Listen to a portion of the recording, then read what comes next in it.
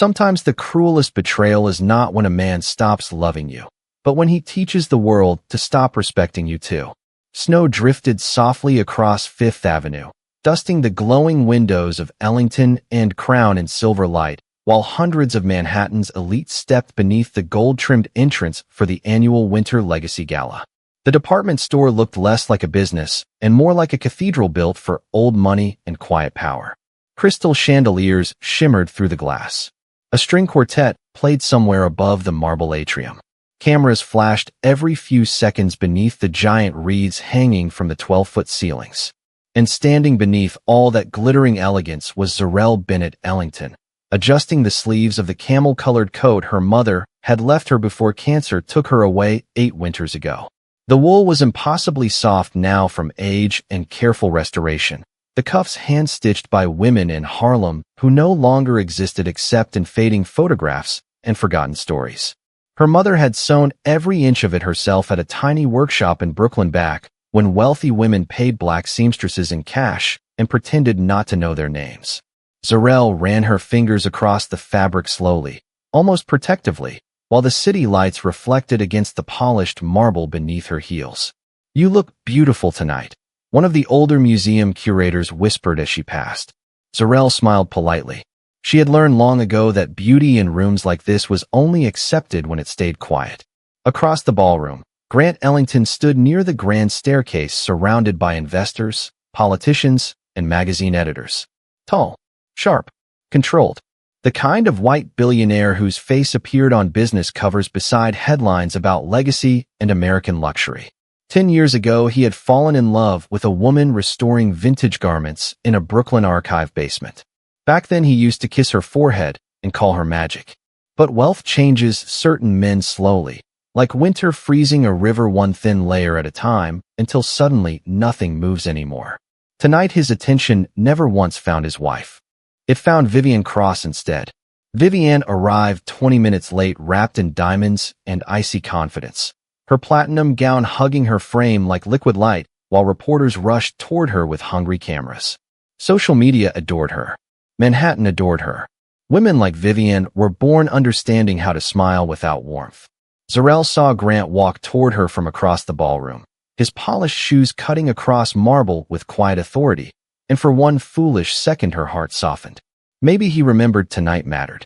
Maybe he remembered this gala was where they first danced as husband and wife 6 years ago beneath the same chandeliers glowing overhead now. But then it happened. Grant reached for Zarel's coat without warning. Calmly, casually, as though removing a decoration from a chair. Before she could speak, he turned and draped the camel coat over Vivian's bare shoulders while cameras exploded in white flashes around them. "There," Vivian laughed softly. "Now I finally look like winter in Manhattan." The crowd chuckled politely. Someone raised a champagne glass, and Zarel stood perfectly still while cold air brushed against her bare arms beneath the black velvet gown she had spent 3 weeks restoring by hand. Her mother's coat, her mother's memory, given away like an accessory for another woman's photograph. Grant didn't notice the way her expression changed. Or maybe he did, and chose silence anyway. Vivian touched the coat collar dramatically before glancing toward Zarel with a smile sharpened by privilege. "Some women inherit elegance," she said lightly to the reporters nearby. "Others simply preserve it for us." A few people laughed harder this time. Somewhere above them, the orchestra continued playing as if humiliation had its own soundtrack in New York City. Zarel felt something inside her go terrifyingly quiet. Not broken, not shattered, just still. Like the moment before heavy snow begins falling over the city. Grant finally looked at her then, but not with guilt, with impatience, as though her silence itself had become inconvenient. And that was the exact moment she understood something that would change the rest of her life forever. A woman can survive being unloved, but she should never survive being erased. If you're listening tonight from your apartment, your night shift, your car, or maybe from a place where your own heart feels tired and unseen, tell me where you are and what time it is in your world right now.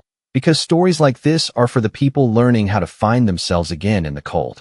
Zarel lifted her chin slowly beneath the chandelier light, while snow continued falling outside the Fifth Avenue windows, and for the first time in years, she stopped trying to save her marriage.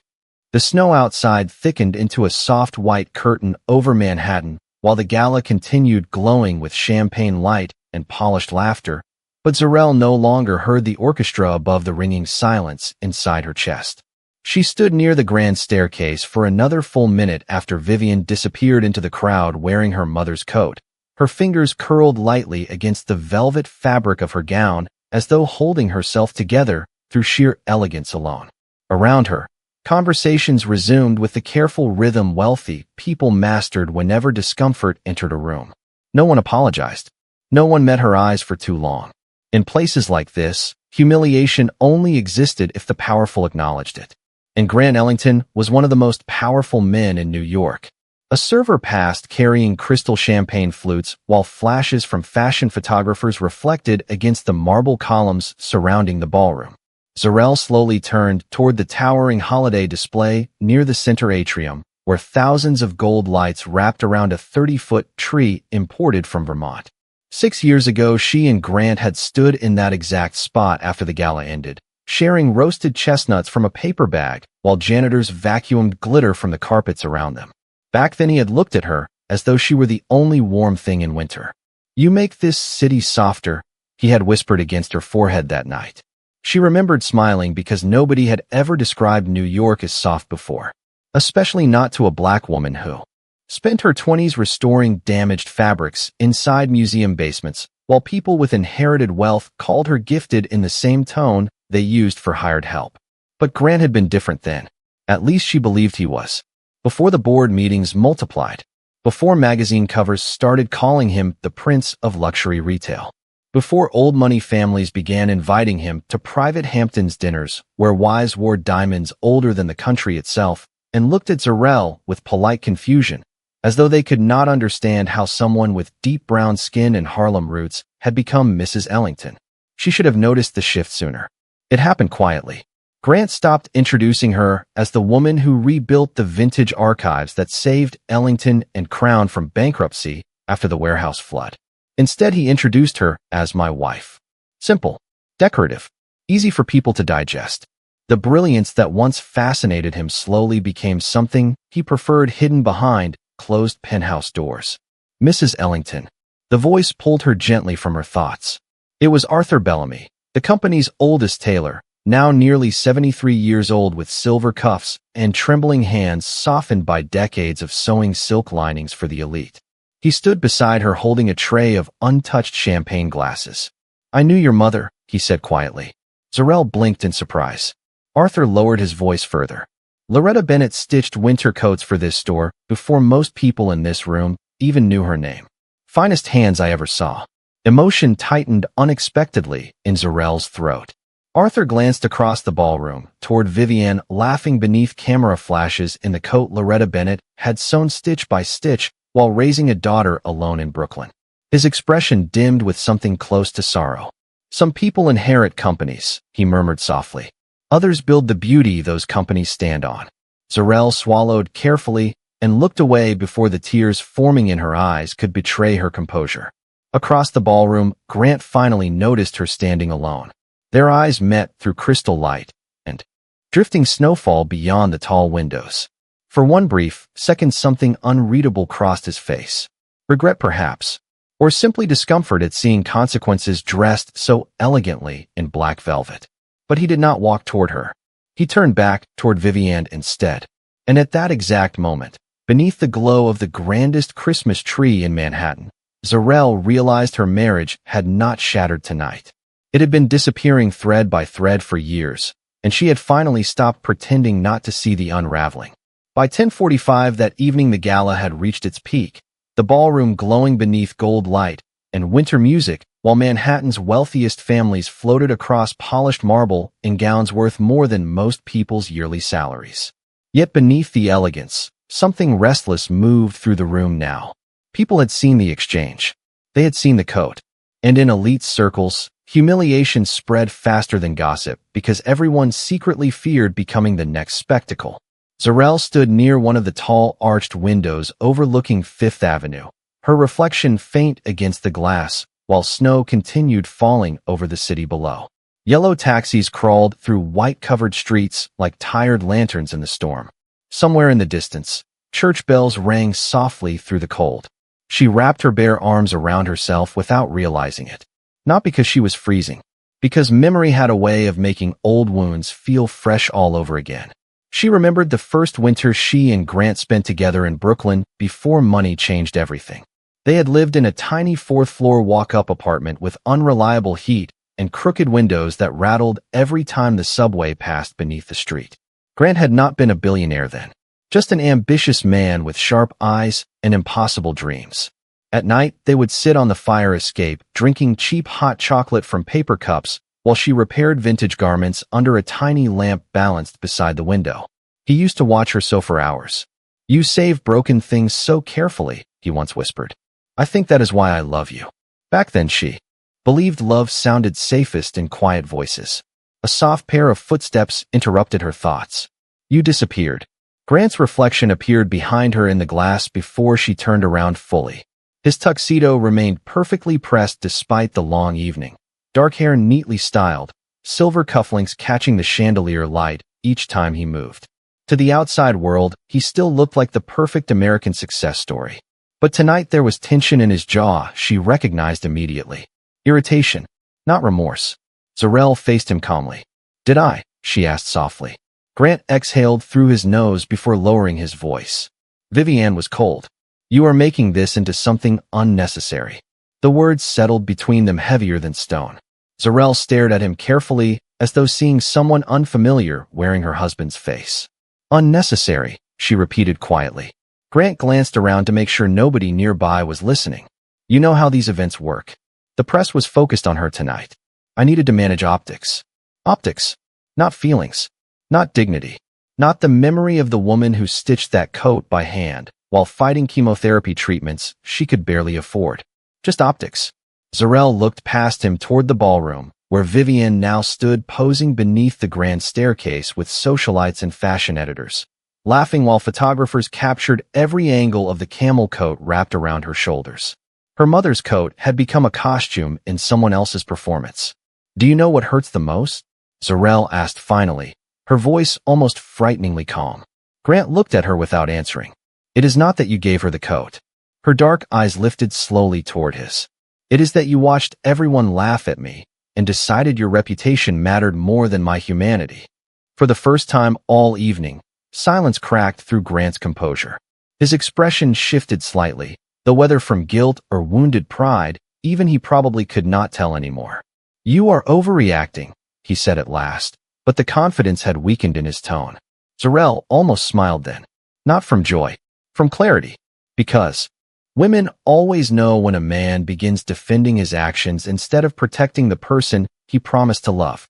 The orchestra swelled softly behind them as couples drifted onto the ballroom floor for the midnight winter waltz. Grant reached toward her arm instinctively, perhaps remembering too late the version of himself who once held her gently in small apartments before money taught him performance mattered more than tenderness. But Zarel stepped back before his fingers could touch her. And somehow that single movement felt colder than the entire New York winter waiting outside. Midnight settled over Manhattan with the kind of polished beauty only wealthy neighborhoods could afford, every storefront glowing gold against fresh snow, while black SUVs lined the curb outside Ellington and Crown like silent monuments to power. Inside the ballroom, the final dance of the evening had begun beneath crystal chandeliers so massive they looked capable of carrying entire generations of secrets inside their light. Couples drifted slowly across the marble floor, while waiters refreshed champagne towers, and jazz floated softly through the air like smoke. Zarel watched it all from the edge of the room with a strange calm settling into her chest now, the kind that arrives only after disappointment stops feeling surprising. Across the ballroom, Vivienne rested one manicured hand against Grant's arm, while reporters circled them for photographs. They looked polished together, predictable, like the kind of image old Manhattan families framed in silver beside fireplace mantels. Grant noticed Zarel watching.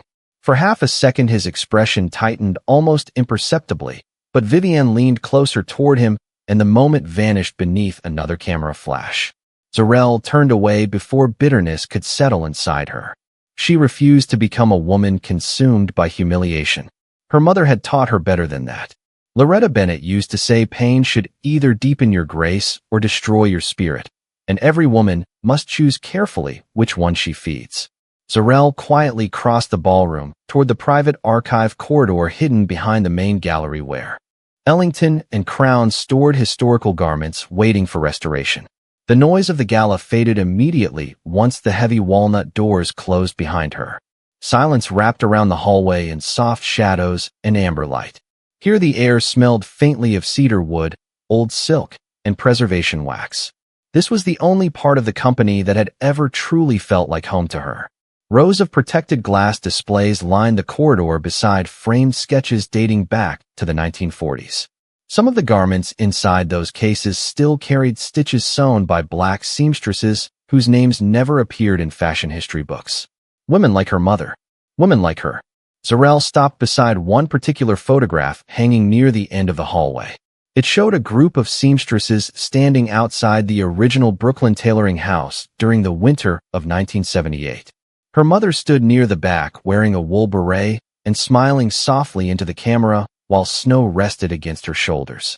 Grant had framed that photograph himself years ago after Zarel spent 6 months rebuilding the damaged archives after the flood.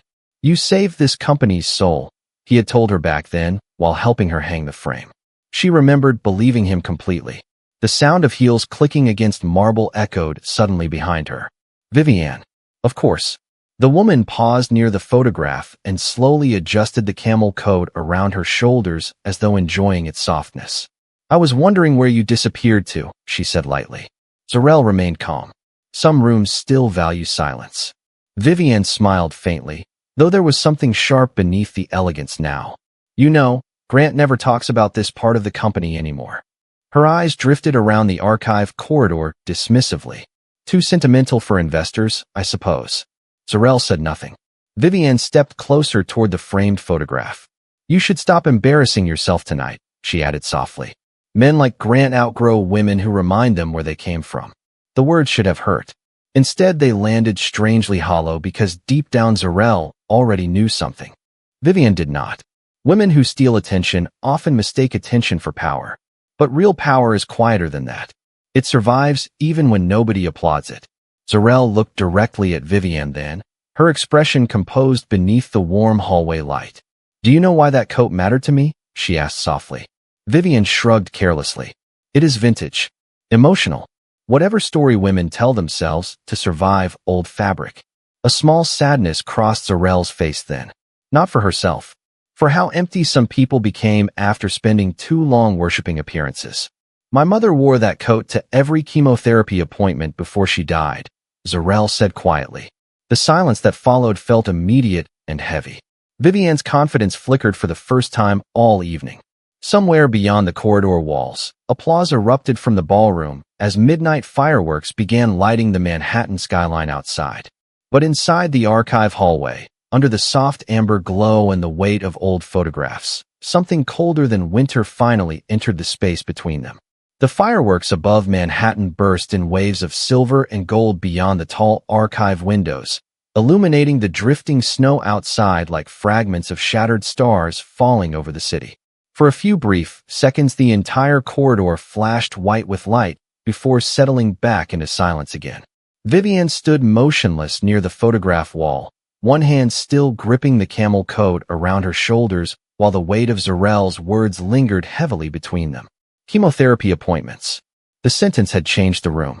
Even the air itself suddenly felt different now, stripped of performance and polished cruelty. Vivienne lowered her eyes briefly, almost uncomfortable for the first time that evening, but women like her recovered quickly. "I did not know," she said quietly at last. Zarel looked at the framed photograph again instead of at her. "No," she answered softly. "Because nobody asked." The distant sound of jazz drifted faintly through the corridor walls while guests in the ballroom counted down the final seconds before midnight. 10, 9, 8. The city, beyond the windows, glowed beneath fresh snowfall and old ambition. Zarel remembered another New Year's Eve years ago when she and her mother shared takeout Chinese food in a tiny Brooklyn apartment with peeling paint and unreliable heat. Loretta Bennett had wrapped herself in that same camel coat while hemming dresses for wealthy women who would never remember her name after midnight passed. Do not chase rooms that need you to shrink before they let you belong, her mother had once told her while threading a needle beneath dim kitchen light. The right people will never ask you to disappear in order to stay beside them. Back then, Zarel had promised herself she would never become invisible for love. Somewhere along the way, she had broken that promise quietly, one compromise at a time. Vivienne adjusted the coat carefully now, almost uncertain whether she still wanted to wear it. Grant said you were emotional sometimes, she murmured after a moment. But he never said you were. She paused, searching for the right word. Human, Zarel finished gently. Vivienne's silence answered for her. Outside the archive corridor, the crowd suddenly erupted into cheers as midnight officially arrived. Champagne glasses clinked together. Music swelled louder. Manhattan welcomed another year beneath fireworks and billion-dollar skylines, while inside the hidden corridor of Ellington and Crown, two women stood surrounded by forgotten history and uncomfortable truth. Then the doors opened behind them. Grant entered with tension written across every line of his posture, dark eyes moving immediately toward Vivienne, still wearing the coat. There you are, he said, relief slipping briefly into his voice before his gaze landed on Zarel's expression. Something about her frightened him then. Not anger, not tears. Calm. Calm was dangerous in women who had finally stopped pleading to be understood. The press is asking for photos downstairs, he said carefully, looking toward Vivienne. She hesitated before slowly slipping the coat from her shoulders. For the first time all evening, she seemed smaller somehow beneath the soft amber light. Without speaking, she walked toward Zarel and held the coat out with both hands. I should give this back, she said quietly. Grant frowned slightly, confused by the shift in atmosphere. Zarel looked at the coat for several long seconds before taking it gently into her hands again. The familiar wool still carried traces of her mother's perfume beneath the expensive fragrance Vivienne wore. Cedarwood. Vanilla. Home. Her fingertips moved carefully across the stitching near the collar where Loretta Bennett had sewn a tiny hidden rose into the fabric lining years ago, so her daughter would always carry beauty close to her heart. Zarel swallowed hard before draping the coat carefully over her own arm. Grant stepped closer then, lowering his voice. Zarel, let us not make tonight bigger than it needs to be. The words landed softly, but something inside her finally hardened into clarity. She looked at him fully now beneath the archive lights, this man she had loved through struggle, ambition, exhaustion, and transformation. This man who once kissed the ink stains from her fingers after 16-hour restoration shifts because he believed her talent was sacred. Somewhere beneath the billionaire polish and Manhattan power, that version of Grant had disappeared. Or maybe success had simply revealed who he had always been underneath. Zarel's expression remained steady. Tonight was never the problem, she said quietly. It was just the moment I finally stopped lying to myself about everything before it. Grant's jaw tightened almost imperceptibly. Beyond the hallway windows, snow continued falling gently across the city while fireworks faded slowly into smoke above the skyline. Another year had begun in Manhattan.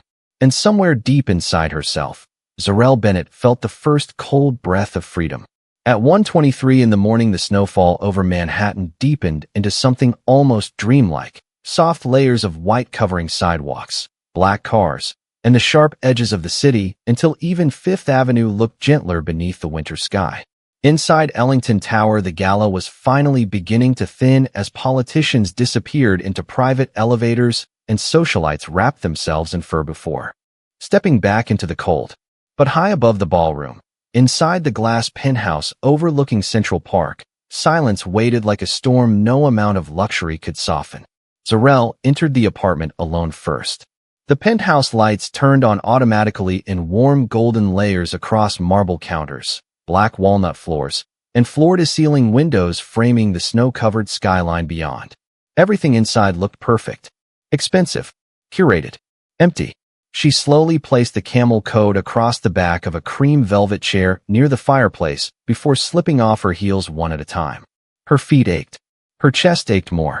A few moments later, the elevator doors opened behind her, and Grant stepped into the apartment, loosening his bow tie with restrained frustration. The city lights reflected sharply across the glass walls around him, while the silence between them stretched unbearably wide. "You left without saying anything," he said finally. Zarel gave a faint smile that never reached her eyes. "You stopped listening long before tonight." Grant exhaled heavily and walked toward the bar cart near the windows, pouring himself 2 fingers of bourbon into a crystal tumbler. Even now, he moved with controlled precision, like a man trained to solve every problem through negotiation and image management. But marriages do not collapse all at once.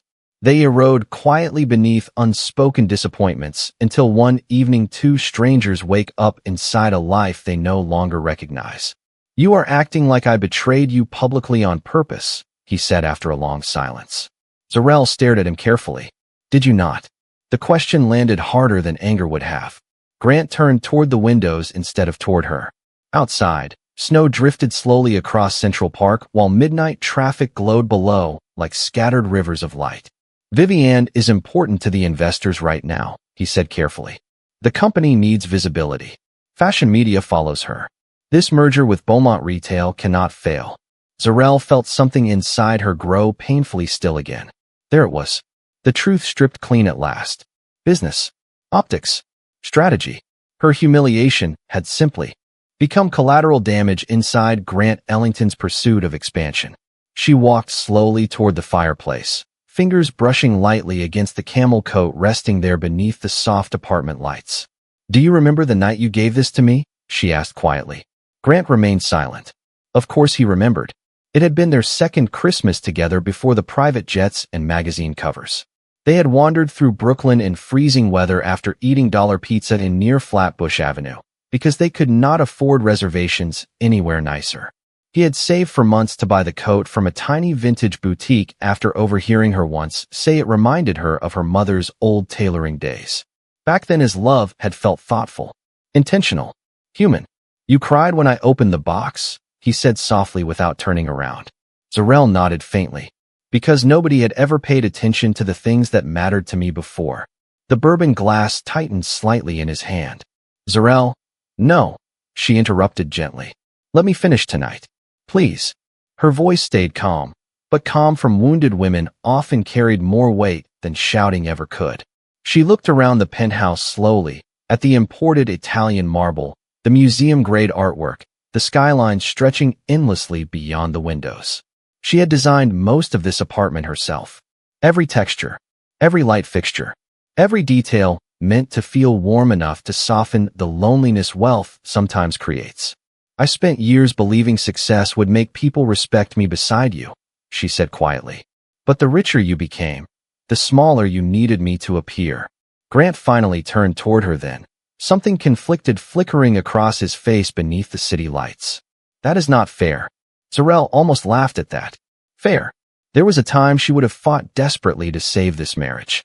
A time she would have blamed herself for his distance, worked harder, spoken softer, shrunk quieter.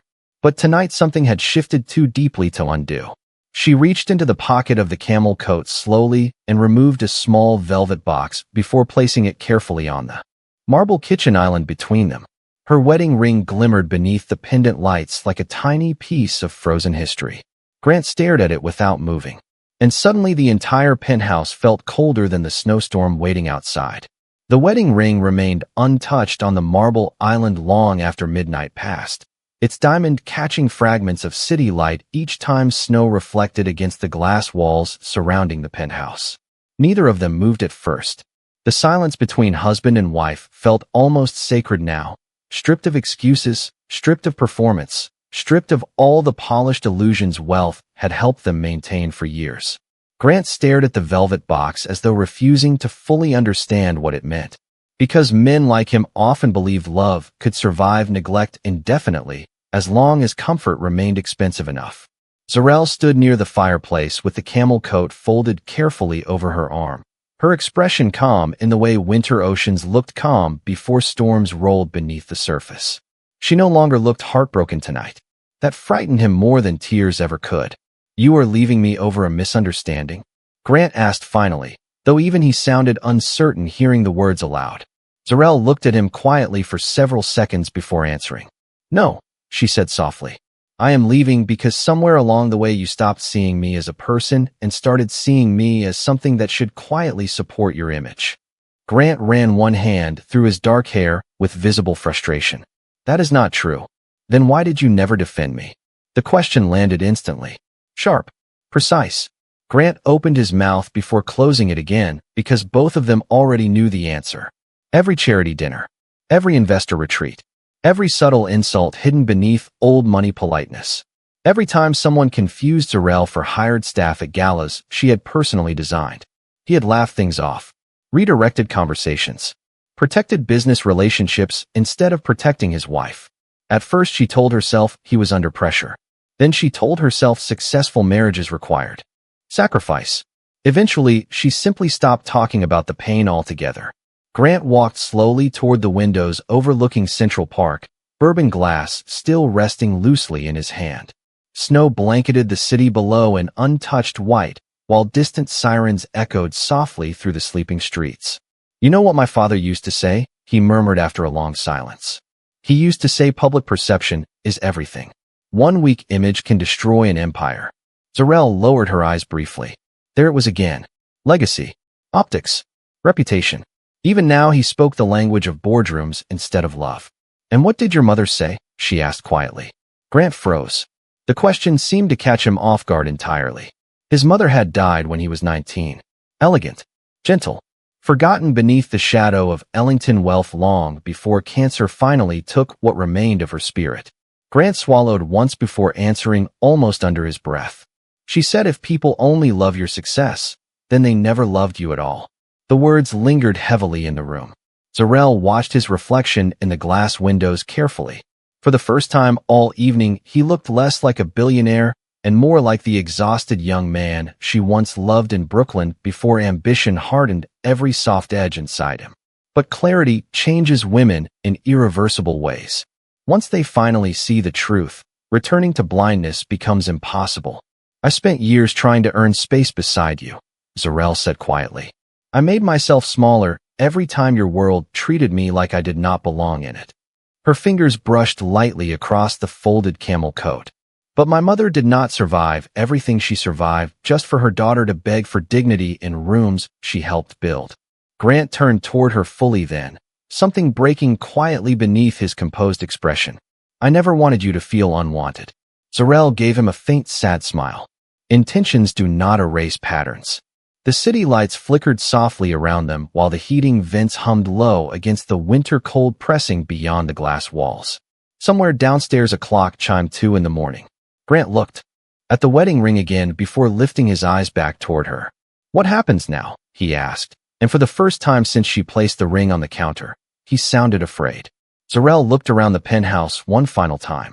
The imported art, the polished marble, the carefully designed warmth she once believed would protect them from becoming strangers.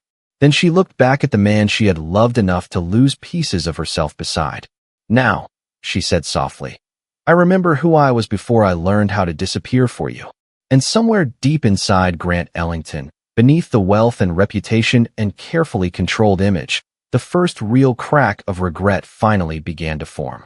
By dawn the snowstorm had finally slowed, leaving Manhattan wrapped beneath a quiet layer of white that softened even the sharpest corners of the city. Pale morning lights spilled through the penthouse windows in silver ribbons across marble floors and untouched champagne glasses left behind from the gala below. Grant had not slept.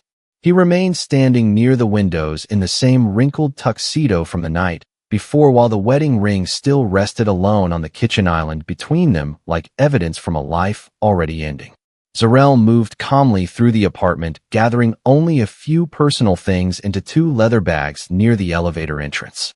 Not the artwork, not the jewelry, not the designer gowns lining the custom closets upstairs. Just pieces of herself that still felt honest enough to keep. The camel coat rested folded carefully across her arm once again. Grant watched her silently for several long moments before speaking. You are really leaving. It was not a question anymore. Zarel zipped the final bag slowly before lifting her eyes toward him. I left a long time ago, she answered softly. I just stayed physically present because I hoped you would eventually notice. The words hollowed something inside him instantly. Outside the window's Central Park looked almost untouched beneath fresh snow, while early morning joggers moved like tiny shadows along frozen paths below.